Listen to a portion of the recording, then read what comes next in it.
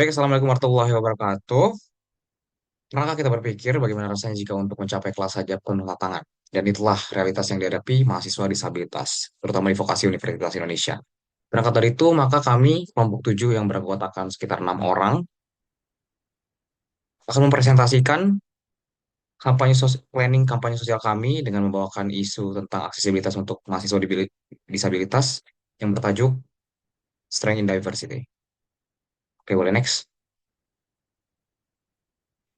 Dan inilah anggota-anggota kelompok kami. Ada Sirhan, Rizky Martin, Fadlan, Dalvin, Sandi, dan juga Yoga Eka Putra. Boleh next? Oke, mungkin untuk Baik, Fadlan. selanjutnya di sini saya akan menjelaskan apa itu definisi disabilitas. Jadi disabilitas itu merupakan suatu kondisi yang dimana manusia itu memiliki keterbatasan dalam fungsi fisik, mental, intelektual, dan juga sensorik. Namun, disabilitas itu bukan hanya tentang keterbatasan dari itu sendiri, tapi disabilitas juga tentang hambatan yang ada di lingkungan ada di lingkungan sekitar. Contohnya itu kurangnya fasilitas di dunia pendidikan, perkantoran, dan lain-lain. Baik, kali ini saya akan menjelaskan cause dari eh, presentasi kali ini.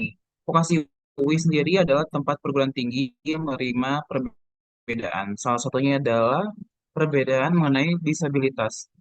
Namun, dari banyaknya jumlah mahasiswa disabilitas di vokasi UI, sayangnya masih kurangnya aksesibilitas bagi mereka. Dan juga kepedulian warga vokasi UI terhadap kebutuhan aksesibilitas untuk mereka juga masih sangat rendah. Dan menurut data di tahun 2018 sendiri, ada sebanyak 13 mahasiswa disabilitas,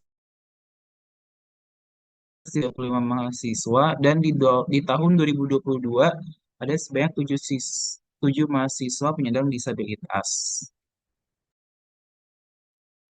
Lalu kami mendapatkan beberapa masalah atau problem akhir-akhir ini, terutama di lingkungan vokasi itu sendiri. Beberapa poin diantaranya adalah pertama, kurangnya ketersediaan fasilitas untuk disabilitas. Poin kedua, kurangnya rasa empati warga vokasi UI terhadap penyandang disabilitas. Poin tiga, adanya stigma dan stereotip negatif terhadap penyandang disabilitas. Poin empat, keterbatasan biaya untuk fasilitas dan program disabilitas. Dan poin terakhir yaitu kurangnya campaign terkait isu disabilitas. Boleh next. Dan kami pun telah melakukan survei terhadap kurang lebih sekitar 27 mahasiswa vokasi yang ternyata sekitar 65% diantaranya tidak mengetahui ataupun tidak aware terhadap unit layanan disabilitas yang ada di vokasi Universitas Indonesia. Dan terdapat sekitar 3 pertanyaan yang mendapatkan respon yang eh, negatif ataupun eh, menyatakan bahwa itu kurang ya. Seperti pertama, aksesibilitas gedung dan ruangan di kampus vokasi UI bagi penyandang disabilitas ternyata mendapatkan angka 2 dari 12 orang. Itu menunjukkan bahwasanya ya gedung dan ruangan di kampus vokasi UI masih kurang untuk penyandang disabilitas. Lalu responsif dari pihak kampus juga menanggapi permintaan layanan teknologi khusus untuk disabilitas juga mendapatkan respon yang kurang baik, kurang responsif seperti itu. Sekitar 12 orang memilih angka nomor 2, memilih angka 2. Lalu yang terakhir yaitu jalur khusus atau fasilitas untuk mahasiswa disabilitas di vokasi UI ternyata juga kurang memadai seperti jalur landai, elevator, dan tanda braille based on hasil survei ini. Itu sekitar 11 orang memilih angka 2 seperti itu. Mungkin boleh next.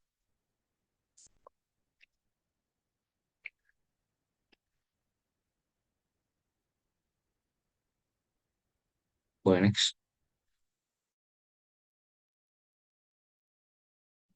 Selanjutnya, apa sih tujuan dari campaign ini? Tentu yang pertama adalah mengedukasi dan mengubah cara pandang warga vokasi UI terhadap penyandang disabilitas. Yang kedua, meningkatkan empati warga vokasi terhadap penyandang disabilitas. Lalu yang ketiga ada menciptakan lingkungan inklusif yang mendukung semua mahasiswa. Dan yang terakhir, yang keempat adalah meningkatkan jumlah fasilitas untuk penyandang disabilitas. Next.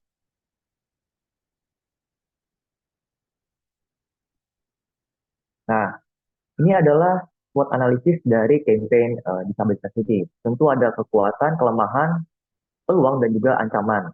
Dan yang pertama itu saya akan bahas kekuatan. Yang pertama itu mampu meningkatkan kesadaran tentang isu disabilitas di kalangan mahasiswa dan juga staf lingkungan kampus. Yang kedua dapat menarik dukungan organisasi mahasiswa dan masyarakat luas.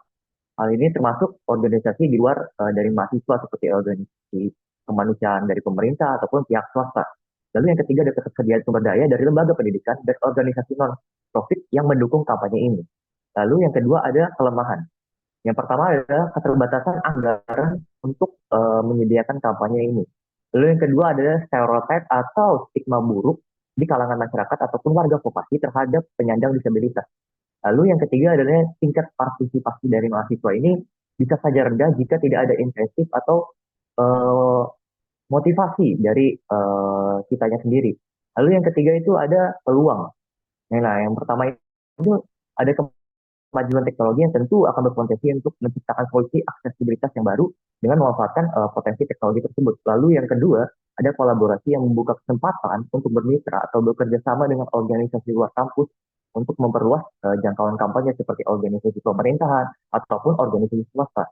Lalu yang ketiga, adanya kesadaran sosial yang meningkat sehingga warga vokasi ini jadi lebih peduli terhadap isu inklusif ataupun isu keberagaman ini.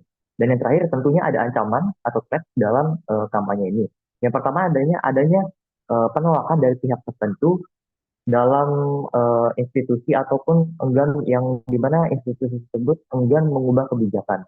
Lalu yang kedua ada persepsi negatif atau persepsi dari publik yang menganggap eh, penyandang disabilitas ini buruk gitu ataupun stigma negatif di mata publik. Lalu yang ketiga adanya keterbatasan dana yang dapat mempengaruhi keberlangsungan campaign program ini. Selanjutnya next.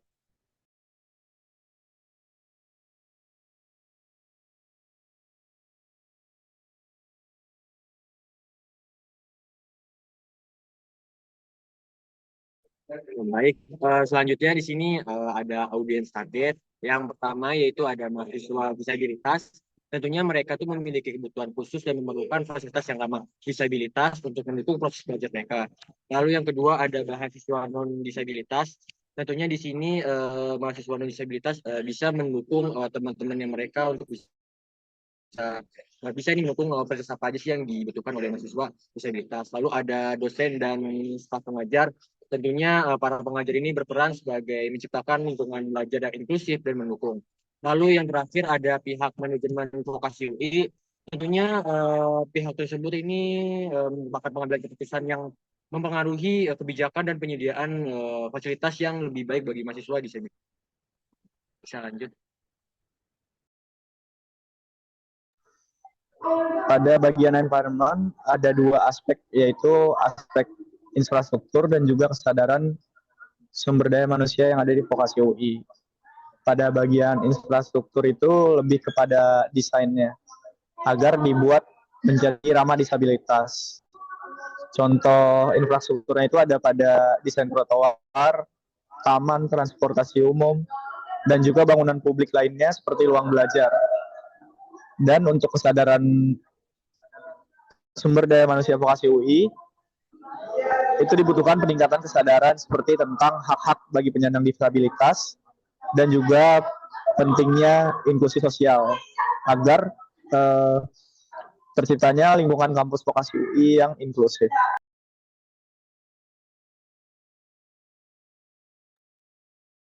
Ya, sebagai penutup, aksesibilitas bukan hanya soal fasilitas fisik, tetapi tentang kesetaraan kesempatan.